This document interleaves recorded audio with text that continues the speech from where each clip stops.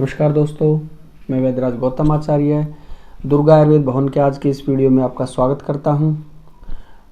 आज हम बात करेंगे कि जो इस समय भारतवर्ष में और पूरे विश्व में जो कोरोना नाम की महामारी फैली हुई है, आयुर्वेद में इसका किस प्रकार से वर्णन है और इसका आचार्यों ने क्या चिकित्सा व्यवस्था बताई गई है।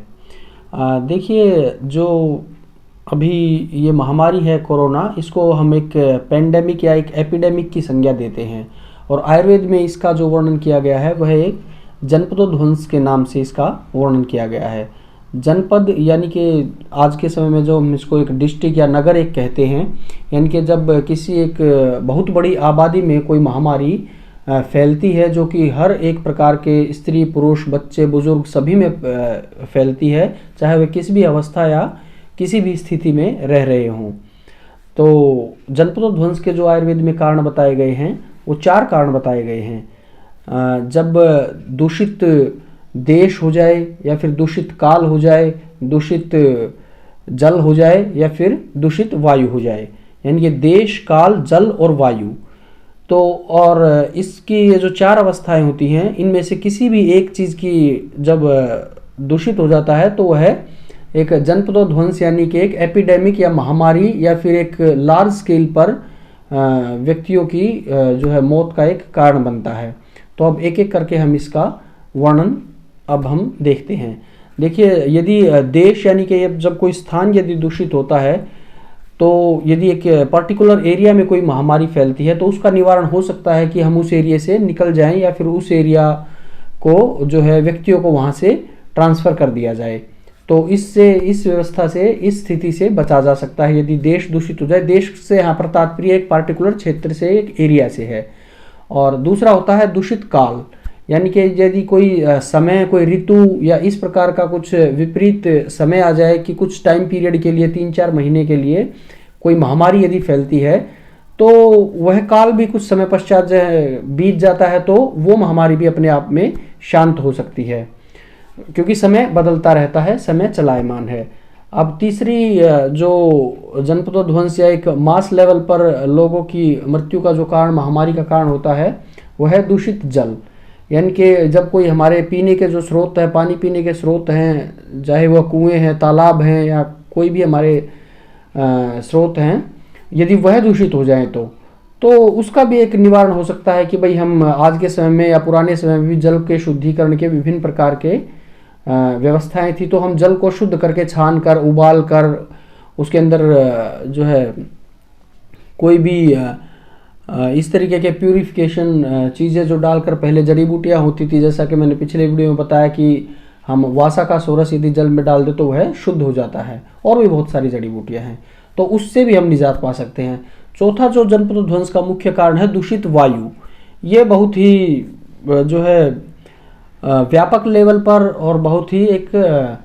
बड़े स्तर पर जनपदोध्वंस का कारण होता है, और इसमें बड़ी ही तेजी से जो है लोगों के जीवन पर संकट आता है, क्योंकि वायु जो होता है, हम कुछ समय के लिए तो अपने घर के अंदर छुप कर रह सकते हैं, पानी को छान कर पी सकते हैं, जगह को बदल सकते हैं, किंतु वायु हमें जो है हर समय सांस प्रश्वास लेना होता है और वह हमारे जीवन के लिए बहुत ही इम्पोर्टेंट है। तो यदि वायु दूषित हो जाए तो इसको जो है नियंत्रित करना बड़ा ही कठिन होता है। और आज हम देख ही रहे हैं कि कोरोना में शुरू में कहा कि भाई यह छूने से फैलता है तो हैंड सैनिटाइज, या फिर आसपास के क्लोज कॉन्टैक्ट से फैलता है तो एक सोशल डिस्टेंसिंग और एक पर्सनल हाइजीन की अपना हाथ वगैरह धोते रहिए। किंतु अब कुछ केसेज और WHO या साइंटिस्ट इस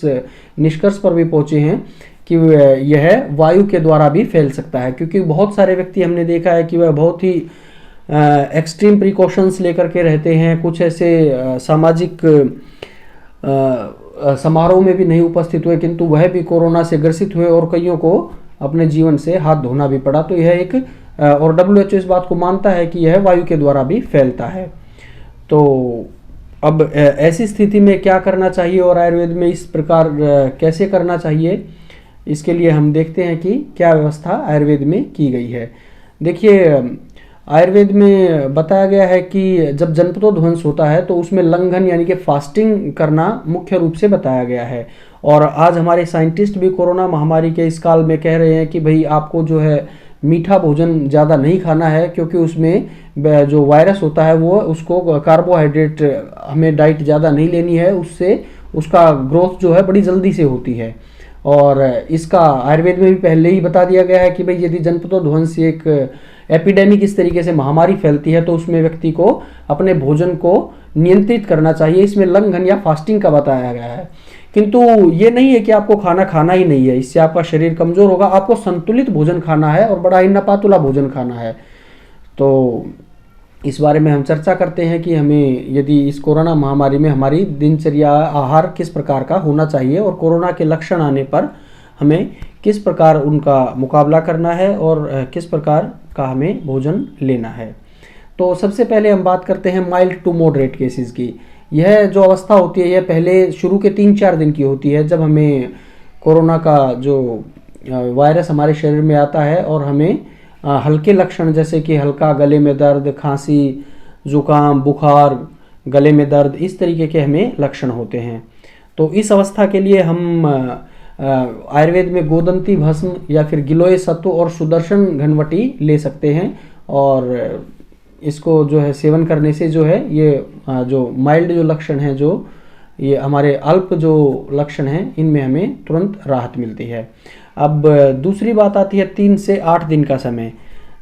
जो होता है, ये बहुत ही इम्पोर्टेंट होता है। इसमें जो केस होते हैं वह माइल्ड टू मॉडरेट की तरफ चले जाते हैं। तो ऐसी स्थिति में हमें लक्षणों के आधार पर हमारे आयुर्वेद में समीर पन्नग रस, त्रिलोक चिंतामणि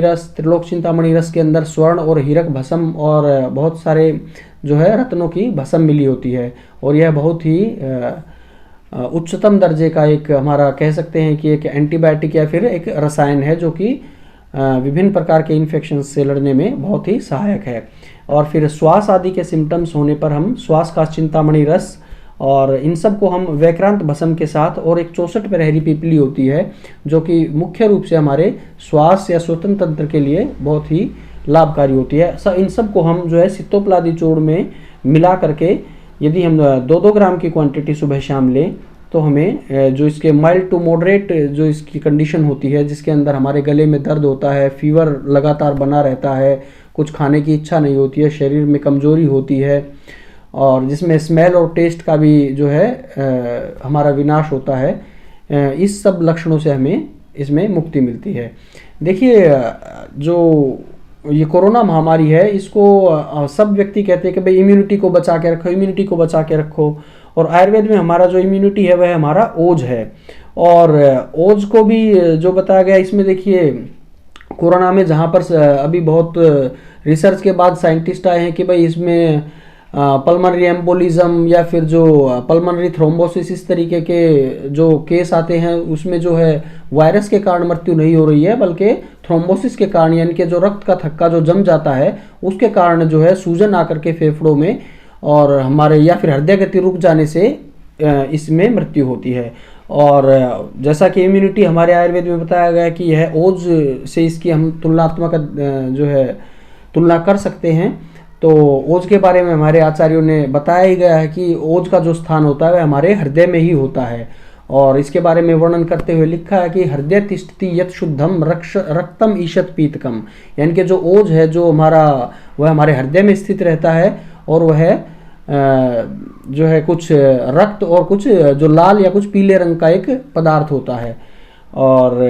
इसके बारे में लिखा हुआ है कि यत नासे नियतम नासे यस्मिन तिष्ठति तिष्ठति, यानी कि यदि यह ओज बहुत ही हमारे शरीर में उपयोगी है, अगर यह हमारे शरीर में बना रहता है तो व्यक्ति चिरकाल तक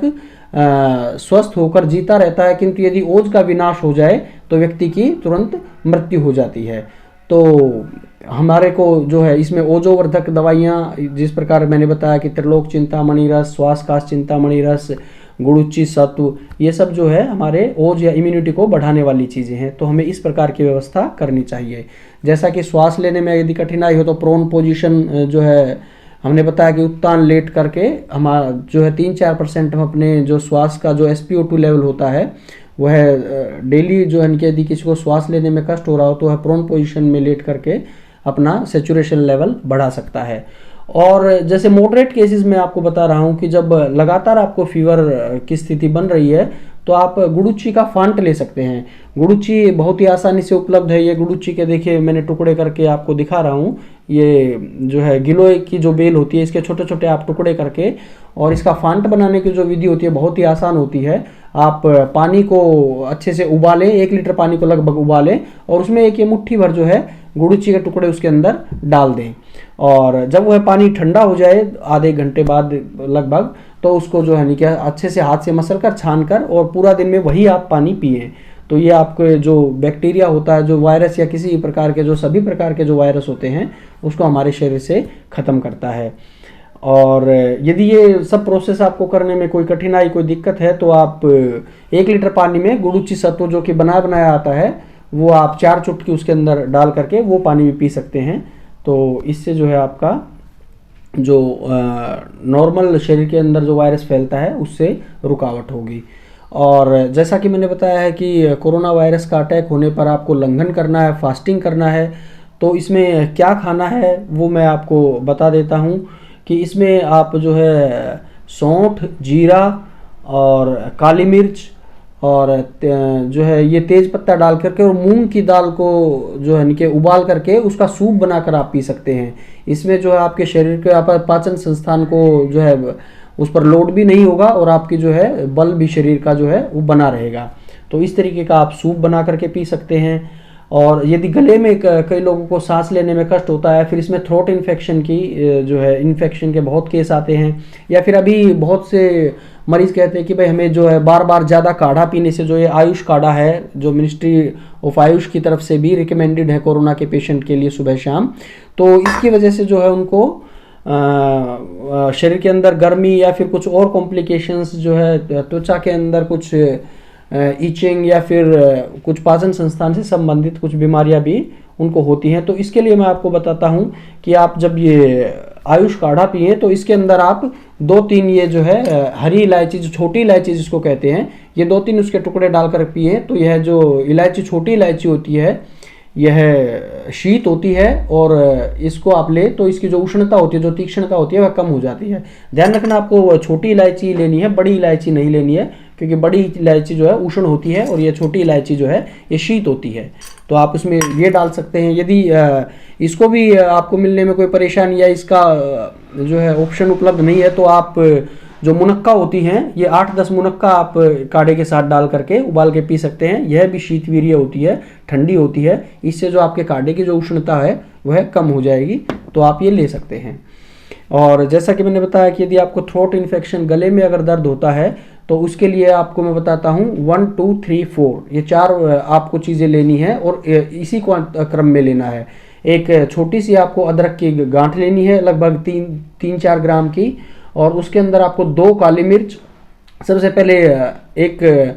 अदरक की गांठ लेनी है, उस 2 काली मिर्च लेनी है, 3 लहसुन की जो कली है वो लेनी है, और उसके अंदर 4 जो है तुलसी के पत्ते लेने हैं। तो इसमें सबसे पहले अदरक, तुलसी और जो आपकी लहसुन की जो कली है, उन तीनों को कूट पीस के उसका रस निकाल लेंगे, और फिर उसमें अदरक के जो तुलसी के जो पत्ते हैं उनको भी, जो काली मिर्च है उसको कूट करके, 2 जो काली मिर्च हैं उनको कूट करके आप शहद के साथ चाटेंगे, तो जो गले के अंदर जो माइल्ड आपके इन्फेक्शन है वो ठीक हो जाएगा। गले के अंदर कई बार टॉन्सिलाइटिस या जख्म होते हैं, तो वह भी ठीक हो जाता है। और कई बार व्यक्ति कहते हैं, सब कहते हैं कि भाई इसमें भाप लेनी चाहिए। तो कोई किसी भी तरीके की कोई भाप ले रहा है, कुछ उसमें दवाइयाँ डालकर ले रहा है, तो मैं आपको बताता हूँ कि आपको उसके अंदर भाप किस प्रकार से लेनी है। आप भाप लेने के लिए थोड़ा सा एक आधा चम्मच अजवाइन, और उसके अंदर 1 चुटकी कपूर और 2 चुटकी उसके अंदर हल्दी डाल करके उसको उबाल करके, और इसको आपको किसी स्टीमर में नहीं उबालना है, क्योंकि वो कई बार इसको उबालते हैं तो स्टीमर कई बार ब्लॉक हो जाता है, कई मरीज आकर के बताते हैं। तो आपको स्टीमर में नहीं, बल्कि इसको एक पतीले के अंदर डाल करके आप यदि उसकी भाप लें तो आपको बहुत ही इसमें अधिक लाभ होगा। और इसके बाद यदि गले के अंदर बहुत ज़्यादा दर्द होता है, तो आप इसके अंदर अदरक, हल्दी और सेंधा नमक के गरारे भी उबाल करके, उसको अदरक, हल्दी और सेंधा नमक पानी में उबाल करके उसके भी गरारे कर सकते हैं। व्यायाम के अंदर आप जो है भस्त्रिका, भ्रामरी जो है ये प्राणायाम, अनुलोम विलोम कर सकते हैं। इससे आपको जो है स्वतंत्र तंत्र को जो है बल मिलेगा। और यदि बहुत अधिक आपको जिसमें आता है कि भाई कईयों का डी डीमर टेस्ट की वैल्यूज जो है 2 से 3 गुना बढ़ जाती हैं, जिसके अंदर एक खतरा बना रहता है कि भाई उसके शरीर के अंदर पल्मोनरी एम्बोलिज्म या एक थ्रोम्बोसिस जो है रक्त का थक्का जमने की कंडीशन हो सकती है। तो ऐसी स्थिति में डी डीमर की वैल्यूज बढ़ जाती हैं। तो मैं उसके लिए बताना चाहता हूं कि आयुर्वेदिक में जो अपनी एक ब्रांड नेम सेप्टिलिन आता है, यदि आप नियमित रूप से उसका 2-2 गोली दिन में 3 बार, और बच्चों के लिए 5 साल से ऊपर जो है 1-1 गोली दिन में 3 बार यदि आप सेवन करें, या फिर लक्ष्मी विलास रस या महालक्ष्मी विलास रस का आप उसमें सेवन कर सकते हैं, तो आपको जो है इस स्थिति से भी छुटकारा मिलेगा। मैं आशा करता हूं दोस्तों कि मेरे द्वारा दी गई जानकारी, और ये जो आपको मैं बता रहा हूं ये आपको लंबे समय तक करना है। जरूरी नहीं है कि आप सारे ये कंडीशन करें। जो मैंने आपको ये सारे उपाय बताए हैं ये सब कंडीशनल हैं कि भाई फीवर आए तो ये शुरू में इस तरीके से आपको लेना है, पहले 3 दिन तक जो है गोदंती, सुदर्शन और गिलोय सिर्फ, और जो है 3 से 8 दिन तक यदि हो तो मैंने जिस तरीके से बताए हैं आपको ये कार्य करना है। और नियमित रूप से आप जो है गिलोय का सेवन कर ही सकते हैं। उसका फांट बना करके ले सकते हैं, गर्म पानी में गिलोय के टुकड़े डाल करके उसको छान करके पी सकते हैं। तो ये नित्य करेंगे आप तो कोई आपको परेशानी नहीं होगी। आयुष काढ़े में आप जो है ये अपना छोटी इलायची या फिर ये द्राक्षा या फिर जिसको हम मुनक्का कहते हैं ये डाल करके आप पी सकते हैं। तो आशा करता हूँ कि दी हुई जानकारी आपके लिए जो है लाभकारी होगी। आप ये जानकारी सभी को शेयर करें, सभी को बताएं, और कोई भी समस्या होने पर आप कमेंट सेक्शन में कमेंट करके मुझसे बात कर सकते हैं, मुझसे मिल सकते हैं। बस आप स्वस्थ रहिए, यही मेरी कामना है। हम सब मिलकर कोरोना को हराएंगे और हम सब जो है इस बीमारी से बाहर आएंगे। नमस्कार।